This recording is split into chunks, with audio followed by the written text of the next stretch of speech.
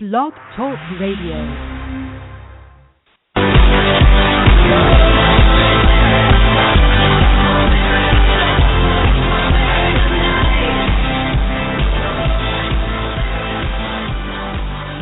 Hello, everybody. Welcome to the Losing Your Parents International Radio Show, broadcasting from Portland, Oregon. My name is Lisa A. Snyder, and I've lost both of my parents to cancer when I was in my 20s. When I was 22, I woke up next to my dad who had died, and when I was 27, I watched my mom take her last breath. After being present for their illnesses and witnessing their deaths, I had to face life as a young person without them. I decided that it was important to me to connect with other people who have also lost their parents. And I'm 33 now, and I write and I talk about my journey through healing my grief and working through life's challenges that come up using creativity, self-expression, and some life experiments. My blog is losingyourparents.org, and my goal is to bridge the gap between grief and joy at every opportunity. If you'd like to get in touch with me, please contact me at my website, losingyourparents.org/contact. My sister site is griefpost.com. It's a totally anonymous self-expression, so if you want to go there and just want to share whatever's on your mind, there's no contact information needed, no names, no email addresses, nothing. Just go there and share whatever's going on for you. I created that site in response to my own feelings about, hey, I just want to kind of share some feelings about stuff, and I don't want any judgments, and I don't want anybody to feel like, or wonder if anyone's ready for it or whatever, and it was 24/7 access to be able to express myself. So that's why I created that site. So today I'm having a funky day as far as the live show goes. You may be listening to this archived. In that case, doesn't matter what time I was on the air today, but I had some technical issues with Blog Talk Radio, and somehow my time zone in my settings got changed to something else, and so I was supposed to have the show today at a new time, 12:30, instead of 1 o'clock Pacific. And then when I logged in today to start the show, it told me my show wasn't for another 3 hours. And then when I just logged in before, it said that you've already had a show today, so it was just crazy. Anyway, here we are. I'm glad we're here together. Last week, we talked about the Getting Organized series, Part 2, how to start organizing your parents' stuff after they're gone. And this is going to be Part 3 of that series. I'm going to be continuing the conversation around those things. So if you've already done this and you haven't, you've already gone through your parents' stuff, and that's sort of like, something you've already have done, maybe this might help somebody who is about to go through it or who's going through it right now. I spent 9 years trying to clean up my parents' stuff. They had a lot of stuff, and I got stuck along the way. So I finally feel like I cleaned up everything. Before I moved to Portland, I felt like I needed to move forward and get rid of as much as I possibly could, and the stuff I wasn't sure about I held on to. And I've got a lot of tips and tricks on how to figure out your path. Maybe there's one thing here that you didn't think about, and you can apply to what you're doing. It is a really big job. It's really emotional. It's really heavy. It's uncomfortable. All of it sucks, honestly. But it's something we have to do, unfortunately, as a daughter or a son. When a parent dies, is figure out what to do with their physical belongings that they left here. So before I dive into today's topic of the Getting Organized series, Part 3, I wanted to share with you, I watched a film last night here in Portland. It was at the Clinton Street Theater, and called Death Makes Life Possible.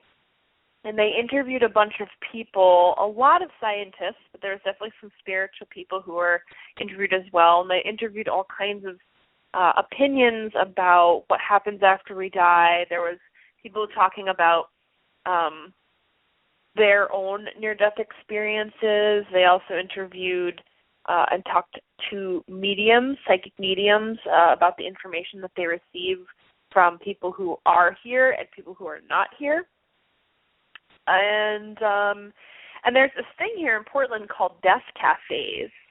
And I think if you're in the Portland, Oregon area, let me just Google this real quick. Death Cafe PDX. I think it's even Death Cafe PDX Death Cafe. You can actually check out the Facebook page and go to deathcafe.com to check out where you can find a Death Cafe. And so what is a Death Cafe? That's a great question. I didn't know what it was.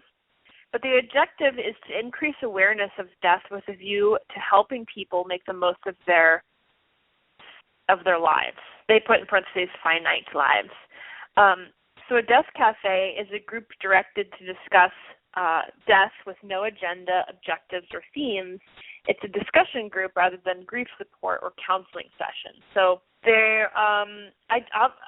if you're interested in continuing the conversation about death and sort of making it less taboo, if you're not looking for grief support specifically or looking to be counseled, maybe Death Cafe might be for you. I haven't gone to one yet, but last night there was this film that I just was talking about, and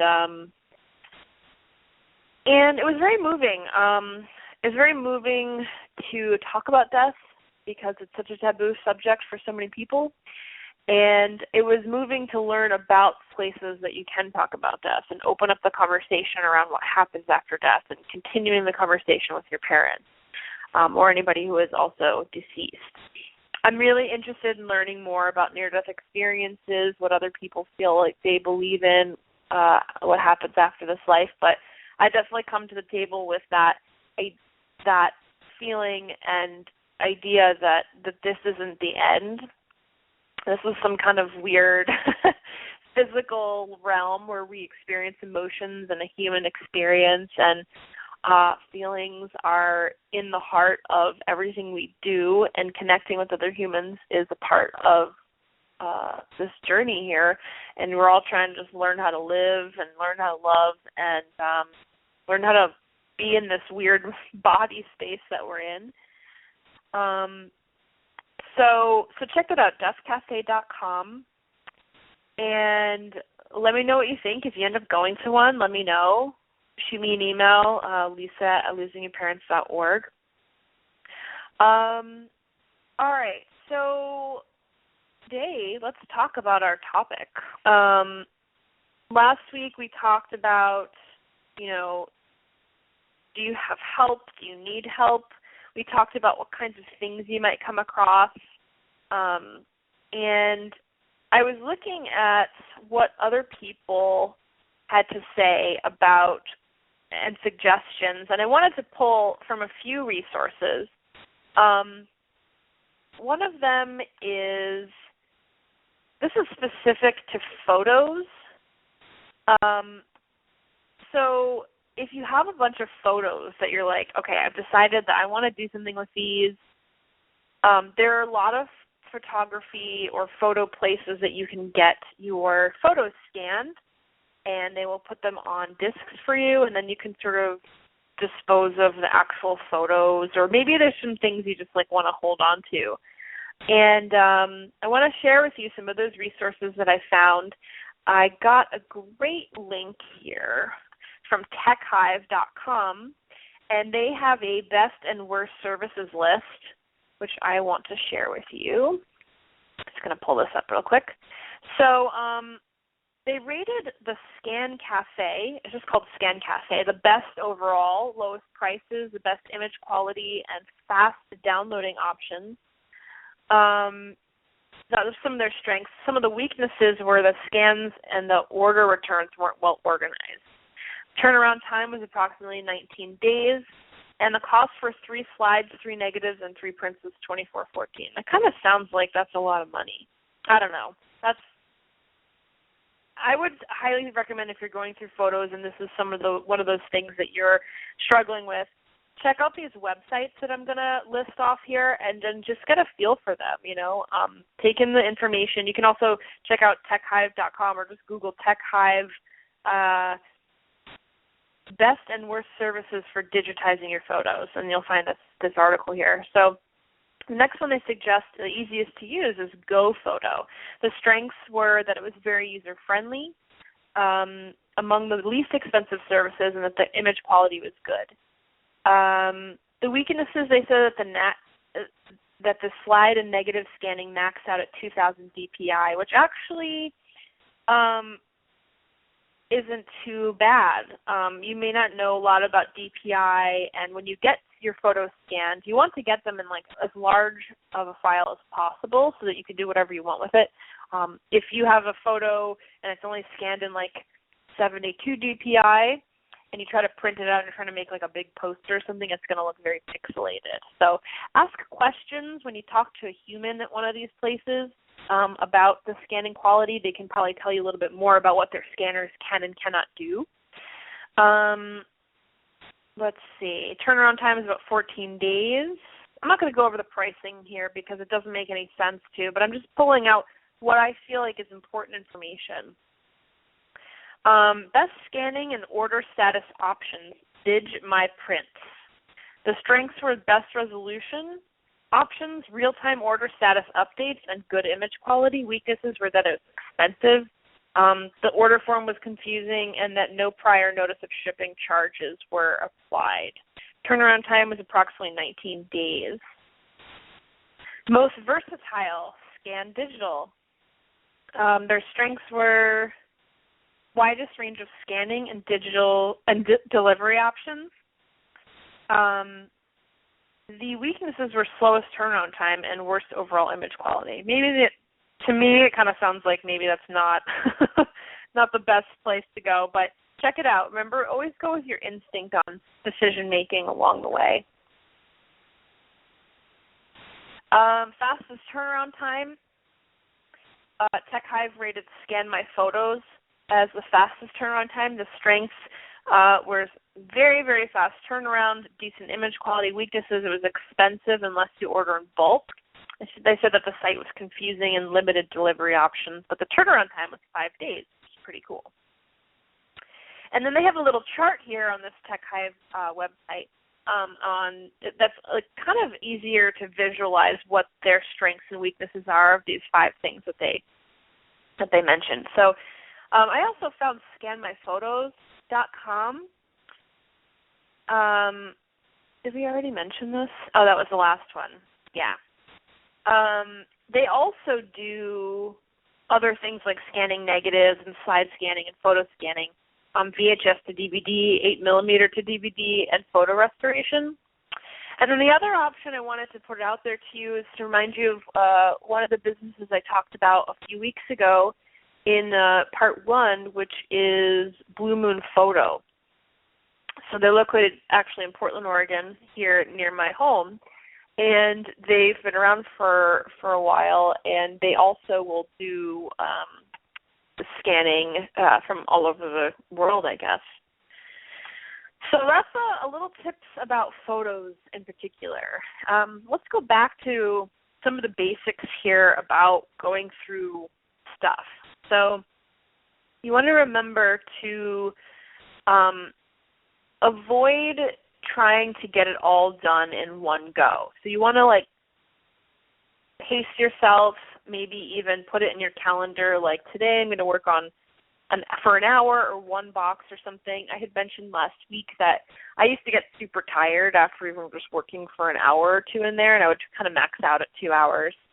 The website caring.com, I'm kind of pulling from their suggestions. I have my own, but I like the way that they have their suggestions organized. This is specifically for helping seniors get rid of their things, but I think that this can definitely apply to anyone who's going through their parents' belongings. So they say that frame decisions as a yes or no question. So what does that mean? That's a great question.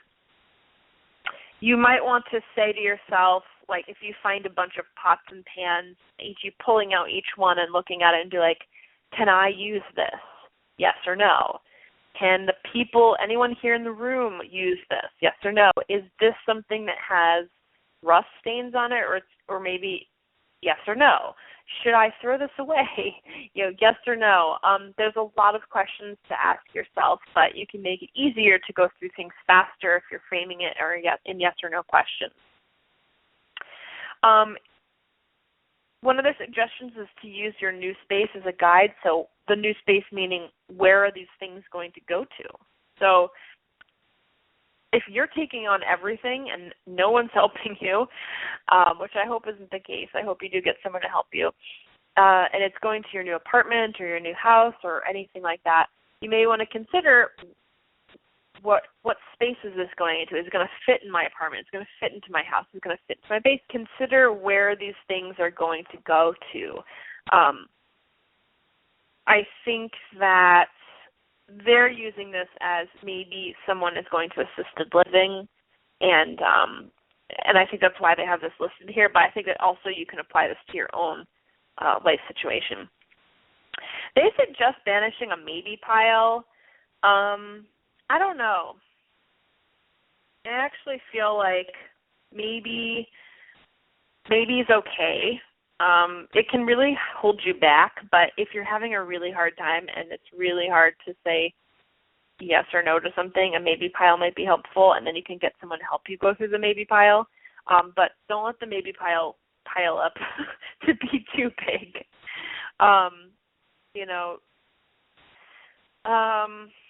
Let's see. I'm pulling some other tips and tricks out of here. So, okay, this I actually think is a really important thing. Think twice before selling items on your own. I'm a big believer of selling items on your own, but one thing that we discovered along the way was that my mother thought that we had all of these things that were worth so much money, and when I went into looking into how to sell them, what would they sell for, etc., I learned that they were really worth almost nothing.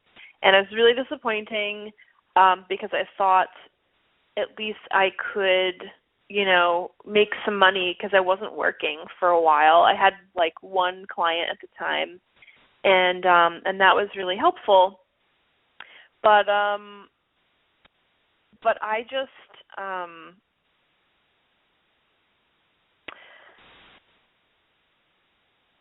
I don't know. I just lost track of my thoughts for a second. Oh yes. So trying to figure out if something is even worth figuring out if you can sell it. I think if it looks old and it doesn't look moldy and it looks like it's in okay condition, then you have some time, you may want to consider looking on Craigslist to see if other people are selling things like this. To look on eBay to see and assess whether or not you really want to spend the time to take pictures, to write an encouraging description, to communicate with people who are interested, to meet with them, and to sell it. I have a lot of tips and tricks about specific kinds of selling.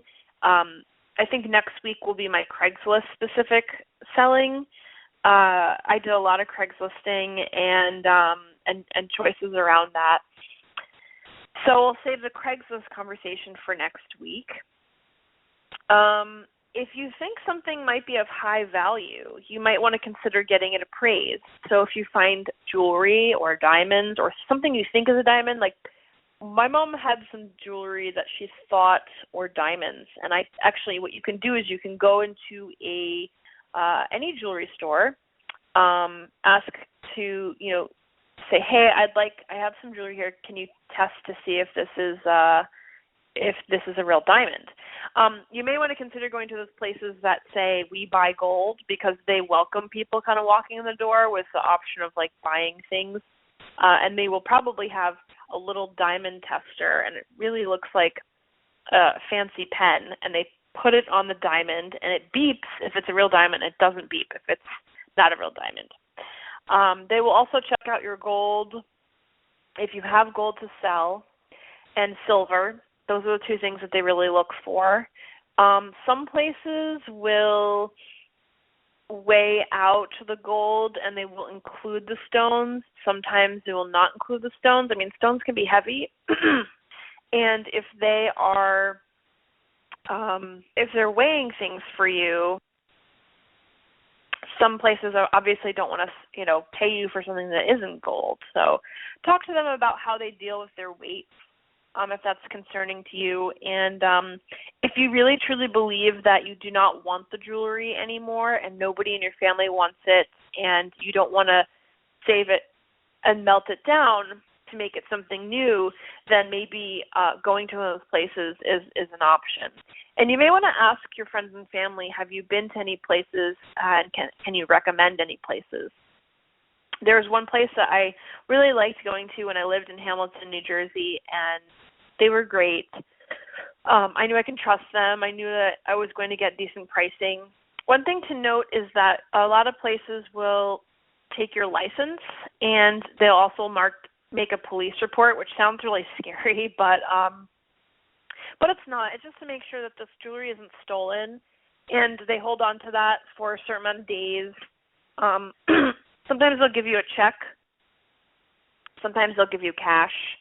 I received some checks from taking, some of my own jewelry and some pieces I didn't think I was going to wear, and that helped me. I needed that money at the time. So another thing to consider is about charity, is donating what your findings. Maybe your donate pile is all for charity. So a lot of donation places and charities are Goodwill, the Salvation Army, Purple Heart. So depending on your area, there might be one that's more popular than another. Here in Portland, it's Goodwill. And sometimes, they're not going to take things that are, that you would deem probably that you would put in the trash. So if there's something moldy or something gross, do your best and use your best judgment to throw those items out. Some of these places will actually come pick up things, which I use that service a couple of times. I think it was Goodwill or Salvation Army. I can't remember. Then I called them and I said, you can schedule a pickup. Actually, let me see if I can quickly Google schedule a pickup donation. Okay, actually, if you go to schedulepickup.com, this is for the Vietnam Veterans of America. They actually will take certain things for that you're ready to donate. So they are usually taking clothing, men's, women's, babies, and children's, all types and sizes, clothing, accessories, shoes, bedding items and linens, houseware and glassware, jewelry, toys, games and bikes, tools, and small appliances and electronics. Things you cannot donate to them are large furniture and mattresses. A lot of this is constantly trying to organize what's in front of you and where can you put it.